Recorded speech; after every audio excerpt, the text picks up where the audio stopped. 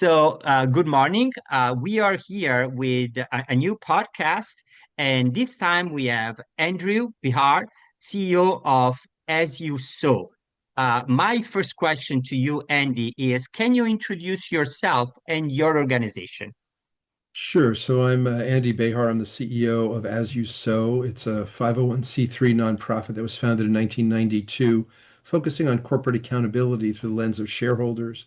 So we engage the biggest companies in the world, and we provide them with all kinds of data. We do a great deal of research to try to help them to optimize their operations and optimize their governance for all stakeholders. And so again, we've been doing it since 1992, so 34 years, and we have great success and great relationships with many of these companies. Great. So my first question, you came to As You Sow from a startups and filmmaking background. This is not exactly the typical path to running a nonprofit. When you first arrived, what did you see that other nonprofit leaders seem to miss? Yeah, so I'm kind of unusual when it comes to a leader of a nonprofit. This is my first job at a nonprofit. Most of my peers, other folks who are running nonprofits, started as organizers, started, in the nonprofit world, and then moved up through the ranks, and then now they're running it. So I have a little bit of a different background. My actual formal training was as a filmmaker and doing high-tech media, and I ran a company for about 15 years doing that. And then I had a transition where I started startups. I had quite a few different startups in technology, and my background is writing code, running software teams, and as well as I ran a nonprofit that I founded that was in the medical device field. So doing kind of high technology. I have a bunch of patents that I'm an inventor on in the medical device arena, particularly algorithms for human emotion that we were using. We had invented a respiratory a a physiological monitoring device that was ambulatory. So I come to it from a very different background. I was actually introduced to As You Sow by its founder, who was an old friend of mine. I had known back in the 1980s. I had helped make films and radio spots for him. He was doing a campaign to try to close the Indian Point nuclear reactor. So I knew him as a filmmaker, but we'd stayed friends. And I met him in San Francisco in about 2008, 2009. And uh, As You Sow had been run, he started in 1992. So for 18 years, it had gone on without a strategic plan. It had just been created and had been running. And he asked me, because I had so much experience writing business plans, take a look at it. And I did, and I thought the theory of change was incredibly powerful. But I had some suggestions about other directions it could go. I ended up writing a strategic plan for the organization, and then the board asked me to stay on as its CEO. So it's kind of an unusual way to get a job. I didn't apply for the job. I had literally just done 3 months of analysis of what this theory of change could be. Very interesting. Definitely, it's a different background from many other people in the sector. Let's talk now about, as you know, throughout of someone asking to pay for your data. Walk me through that moment. How did it go from someone's wants this kind of information to an actual product with a licensing model and a revenue stream? Yeah, again, slightly unusual. So As You Sow gathers a great deal of data. We develop these key performance indicators for companies on a range of issues. For instance, on pesticide use, or on plastic and recycling, or on climate change. Um, in this case, it was about racial justice and diversity, equity, inclusion. Um, Back right after the George Floyd murder, we had developed, well, we had meetings. We said, how can we even rate and rank companies on racial justice, and ended up putting together a team of experts to come together and really discuss this, and then ended up hiring a woman to run this. We developed 61 key performance indicators. What does it mean? How can you separate leaders from laggards? What are best practices? So we ended up doing the analysis on first 500 companies and expanding it to 1,000 and then to 3,000. And what happened is we put these out publicly. So, because then we engage the companies. We'd say, look, you're getting this score. Your direct competitor is getting a better score. Here's what they're doing specifically that you're not doing that gives them a better score. This is why you're a laggard. In any case, so then we were meeting with dozens and dozens, and it turns out to be hundreds of companies about this. Um, and we were approached by a group that said, we've been looking at your data on racial justice, and we think it's just a whole order of magnitude better than anything else we've ever seen. And we would like to use it to create a portfolio, a separately managed account, so they would create a portfolio that people could invest in based on the scores. So overweighting companies that were doing a better job on racial justice. We had also written a paper and shown that companies with greater diversity outperformed financially on 8 key metrics.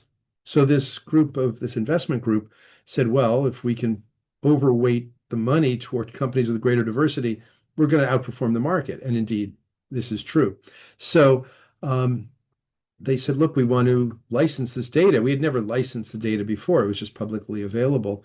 But they said that here's the thing, we were updating it not as often. They said, we want to give you a license fee so you guys can update it once a quarter because we need it.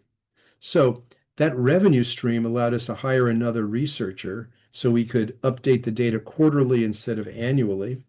And also gave us the ability to actually go deeper and expand the key performance indicators. So I was looking at this and going like, wow, the data is like earning money that it's very hard to get a grant to for data maintenance. Foundations will give you money to create a data set, to develop key performance indicators. And to write a report, but then, well, the data gets stale after, a certain amount of time. It's no longer useful. And so I'd always be going out writing these proposals, or, the group would to get more funding. But foundations were just like, no, that's just not sexy enough. So, but now we found this revenue stream. So our data was getting better and better. I realized, wow, can we do this for all of our other data, for our plastics data, for our pesticide data? And we started getting so many requests for the data that started to be kind of a distraction for me. So I said, we should set up another group. And one of our advisors from the board said, why don't you set this up as a for-profit? And so we looked at that. We brought in our attorneys. Could we do this? How do we do this? Figured out how to do it. And then we ended up writing what's called a private placement memorandum. I've done many of these in the past where you raise equity, cash, you sell, some shares of the company, and you can create a new entity. So we did that. We put out a PPM, we raised the money, and then we created a separate for-profit entity. And that entity licenses the data from As You Sow and then relicenses it out into the commercial marketplace. But then we also invited other nonprofits to say, look, you guys need data maintenance also. So if you upload your data into As You Know, when we sell it, when we license it, we will distribute the revenue out and proportionally. So your team can also get it because we wanted our friends and allies to also have data that was relevant because we were using it for another purpose. In this case, there was like, we needed prison data for prison-free funds, but I'll tell you about that in a minute. Any case, we wanted to make it into like the mission was to create better data that becomes actionable in the real world. And then that actionability will then generate more revenue, which will make the data even go deeper, go better, and then we can charge more money for it, etc., and just becomes a virtuous cycle. That's the idea of As You Know, and that's what we've been doing now. So let's talk. This is an interesting idea, but I would like you said you talk to colleagues or people within the nonprofit sector. Uh, and I wonder when you start generating this revenue and offer this, different business model or complementary business model, what was the reaction of other people working with you and in this sector? And What did you say them back when maybe they had objection to this source of revenues? Yeah, a few people objected. They said, no, we we want our data to be out there for free. And I said, but you haven't updated your data for a year. It's not relevant anymore. Don't you want to have the data sets to don't you want to have the staff researchers' ability to maintain the data so that it becomes more actionable, more relevant? And at first there was resistance, but then they realized they were unable to literally get foundation grants and that the data had become irrelevant. And then they sort of circled back and said, maybe we do want to do this. And so that that's what's led to some of those relationships because it's really kind of it's the look, if there was funding to keep doing research and maintaining data, then great, because that's what we ultimately want, to have good, solid data that then becomes actionable. So this is kind of out of necessity. We couldn't figure out any other way to fund it. Um, and there were people there who want to license it and want to use it commercially. And when it's used commercially, that's the other interesting thing. It's actually really actionable because now there are portfolios that are basing their weighting on the scores that companies get. The companies know they get wind of that.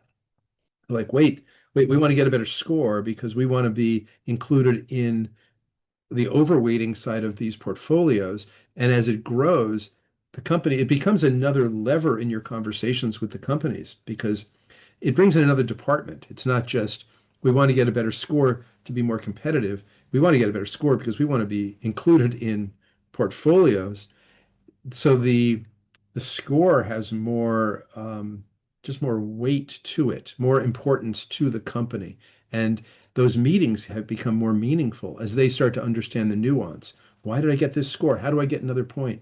I mean, we've had companies like literally they came to us because their competitor was in the top 10 and they came to us and said, why are they in the top 10? And we show them the data. We actually overlay these graphs and we show them that they did this, you did not, they did this.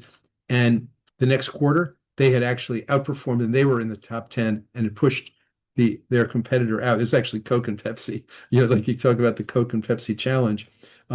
One of them, I forget which one, initially was in the top 10, and by the next quarter, it had been supplanted by its competitor. So they take it very seriously, and so as do we. Um, but it creates a conversation, it creates action. Very good. So, another question. You spun out the human rights program as responsible sourcing network specifically so it could take corporate funds without compromising as you sow. How do you know when a revenue opportunity requires that kind of structural separation from the mission of an organization? Again, all this has very happened out of necessity. So, Responsible Sourcing Network was the human rights program within As You Sow, mostly working on slavery and supply chain. They had done a lot of work during Dodd-Frank years on conflict minerals, which is really about how do you drive slavery out of mining in the Democratic Republic of Congo. And the way that it would happen, the the theory of change was you go to the smelters, you go to the first place where the raw commodity um, is in the manufacturing chain, and you train them to reject any of the raw ore that had been mined by slaves. So then the companies could know, okay, this smelter is certified. So Apple goes, I'm going to buy from that smelter because there's no slavery in the raw tin, tantalum, tungsten, and gold. So certification process. So our team is very involved in that whole setting up those certifications and all of that. So we took that same model and applied it to cotton. So again, in Uzbekistan, there were slaves in the cotton fields harvesting the cotton. But if you teach the spinners how to reject that cotton, then all the brands, all the apparel brands can go, we know that spinner is all the cotton coming into there has no slavery in it. So that spinner wants to be certified. So that idea. So very hard to get funding for this. There's very few foundations funding this. And we had some initial funders, but then they changed their mission. So very, very difficult. And so, but there were a lot of companies that were coming and saying, look, I want to pay like a membership. I want to, because I want access to that data of who are the good smelters. So basically all the apparel brands were saying, I want that. All the electronics brands, I want that for the smelters. And so smelters and spinners. Um, As You Sow is not able to take money from a corporation because, well, for obvious conflict reasons, we may be engaging a company on any range of issues. So we just simply have a rule, no money from corporations. And so we were turning down grants. And so we realized the work is too important it needs to be kept going. So we spun it off as a separate 501(c)(3). The woman who was running our human rights program became its ED or its CEO.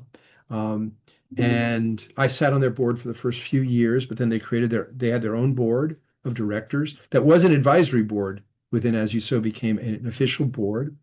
And they they passed a policy that it was okay to take money from an apparel brand and that the apparel brand would then get access to all the data around the spinners.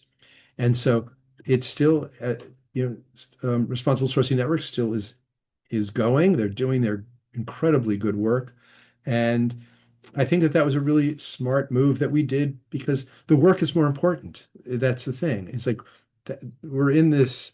The reason we're doing this is so that the work can continue and that the work can expand and go deeper.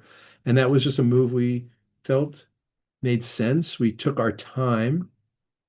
We had very good, again, legal counsel about how do you spin it out properly and so that their 501(c)(3) status is all that transfer of intellectual property also. As You Sow, because it was all created within As You Sow, it was our intellectual property. So we transferred all the intellectual property to them, like their brand and their name and their logo, and as well as all their research. We gave it to them. I think we had to take something. We took $1, but we're able to then see what the good work that they're doing. And yeah, so that was a choice that we made. And that was at the board level. I mean, this took a great deal of really, we have an incredible board who really thought this through. Again, we brought in the right legal advice and made it happen.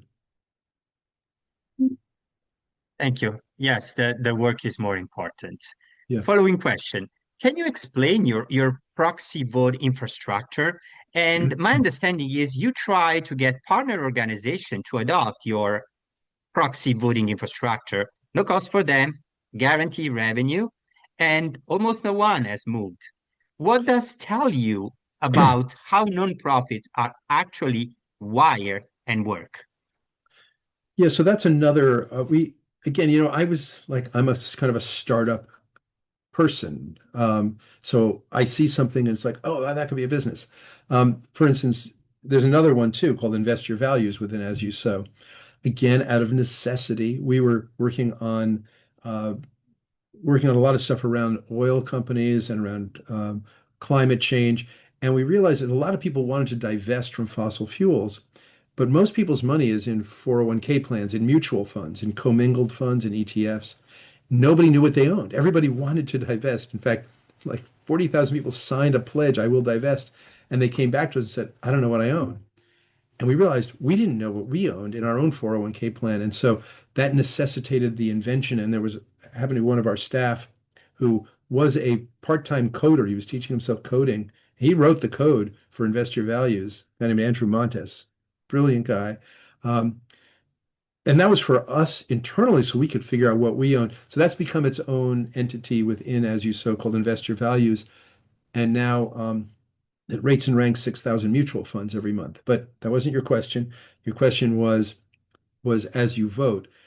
So when I started at As You Sow, we'd always been writing as a document our voting policy. Like we believe that you should be voting for the As You Sow resolutions, and here's why.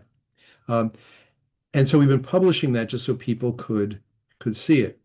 What we realized in about, well, 2021 was that people weren't actually adopting them because they didn't know how. Like the mechanics around proxy voting are a little complicated. So we started a service called As You Vote that institutional investors could sign up for, they could subscribe to, and that we would be voting on the Broadridge Proxy Edge platform.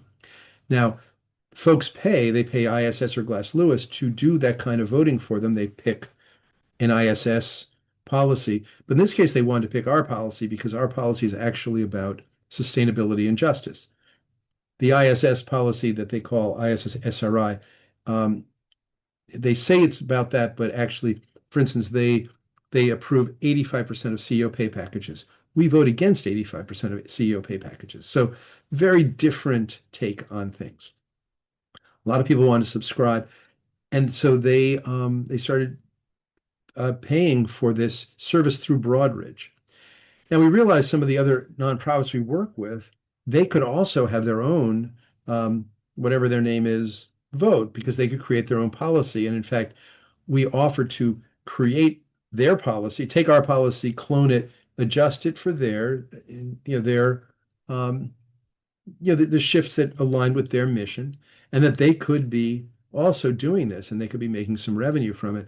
And we offered to do this for quite a few groups, but nobody took us up on it. They just they discussed it at the board level, but then they just felt like it was too complicated, or maybe there were some um, complexities. And I got to say, um, you know, this administration has been trying to shut down uh, proxy voting for sustainability and justice. So, maybe they avoided a headache, but they're also avoiding making some revenue and actually making things actionable based on their mission. So, yeah, but more people are coming around to it now. I'm getting more queries about it. And we've actually set up a free voting service called My Money, My Vote. Anyone who owns shares directly and gets their ballots in their proxy in their email inbox, they can sign up and automatically vote the As You Vote policy at no cost. And that's through a group called Iconic that is partnered with us for that. So there's a lot of stuff that nonprofits can do to generate revenue, and that's 100% aligned with their mission. That's very, very important. Um, but actually creates it like amplifies their mission. It makes the data go deeper. It gets people to take action on things. So we always saw it as an amplification of our mission, uh, as well as being able to pay for some of our staff. Interesting. Uh, okay, another question. So, bootstrapping three internal venture while running a grant-funded organization. I'm curious, what nearly broke? What went wrong? And what did you learn from it? I'm sorry, I missed the beginning. What? So I you created internal ventures. You Yeah. bootstrapped in terms of funding. What I'm curious is you did that while running a grant funded organization. And I wonder, some of the mistakes. What went wrong and what you learned from it? Well, I don't know if it was a mistake, but starting an enterprise that's focused on diversity, equity, and inclusion right at the beginning of Trump's second term. Been a little rough. We've been under a lot of attack, a lot of scrutiny. Also, the financial community has been pulling back from just wanting to be associated with a lot of the things that we work on. So it was, some of these things were conceptualized during a period where there was just a lot of wind in our sails, in terms of environmental, social, and governance, companies, disclosure. That stuff was really moving in a very, very positive way. And the Trump administration has taken a great deal of effort to try to suppress that and suppress communications and suppress effort. So just an example, actually, just from 2 days ago. the Trump administration said that we could no longer load uh, post our exempt solicitations on the Edgar platform. That's the SEC's electronic data platform, unless you had $5 million worth of shares. Now, exempt solicitations are the way that investors communicate with each other on critical issues, on material issues. This is like central to communication. And they said, can't do it. So we responded by creating, and it's sort of a joke, but Edgar was their system. So we created Poe. It's an Edgar Allan Poe. Poe stands for Proxy Open Exchange. Happened to be a perfect acronym. And it just went live on yesterday, or was it yesterday or was it Friday? So what it is an open platform for anyone who has filed a resolution to upload their exempt solicitations and have freedom of access so any investor can look at it.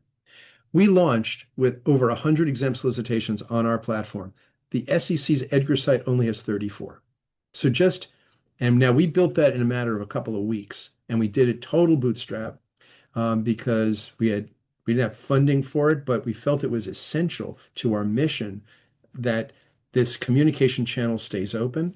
And so we built it, and all the proponents are starting to upload we put it in the Creative Commons, so we don't own it. It's open for everyone, and we don't charge either. Edgar used to have to pay hundreds of dollars to upload your exempt solicitation. So, you just gotta you sometimes just gotta do stuff. But again, it sort of has to be in the nature of your organization to be able to react and say that is unjust what they're doing. And here we have a technological solution. Let's go build it, and be able to do that. So yeah, we're proud about that's a lot of what our organization's about. I think other organizations, they were thrilled that we did it and are uploading their stuff to it, and we're great to have them and to have them as a community of practice. So we're yeah, it's it's these are rough times, and so you just have to be creative. That's all I can tell you. Last question. So, if an NGO executive came to you today and said, we need to reduce our grant dependency, we need to find new revenue streams, but I don't know where to start, what would be your suggestion to that NGO executive? So first of all, look at your mission. And if because there's so many nonprofits that are working on stuff like direct contact with people on the street, who are or providing medical care or providing advice or doing legal stuff or policy work. They're very, very different. But look to your mission, look to where there's gaps that you have, because every one of the startups that we built within As You Sow has been a reaction to a need that we had. We couldn't fund our data maintenance, and then we could license it. That solved a problem. Nobody could figure out what they owned, so we solved a problem that we had actively. People were not voting aligned with their mission, and they could with a click. We had to build it. So again, it was each one of these things was out of necessity. It wasn't like we sat down and go, oh, let's think of some interesting ideas. It was like, oh my God, how are we going to solve this problem? And then, oh, I guess we have to build some technology. Hasn't that somebody built, like literally with investor values, like somebody must have already built this that we can use. Couldn't find it, didn't exist. It's like, oh God, okay, we guess we got to go invent it. And so off we go. Let's invent it. It's really, um, there's a phrase that necessity is the mother of invention. That's us. It's just like none of these, we didn't want to do any of these, but we had to, because we had to solve a problem that was absolutely 100% aligned with our mission. Andy, beautiful. Thank you so much for all these precious insights for our community of NGO professionals who are going to listen to this podcast and be really interested in what you said, and I'm sure they'll find this as gold. Uh, Andy, thank you so Oh, much. my pleasure. And I think what you're doing is really important that leaders of nonprofits start to think in a slightly, just in a more creative way, particularly these days, and that there are other paths. And just happy to help you in any way because I think what you're doing is critically important. Because the foundations are also under incredible amount of pressure right now, and I feel for them as well, and I can see they're trying to fill gaps all over the place. Um, so I think creativity is really needed right Yes. now. Yes. Thank you, Andy. Yep. Be well. Thank you. And we'll continue this.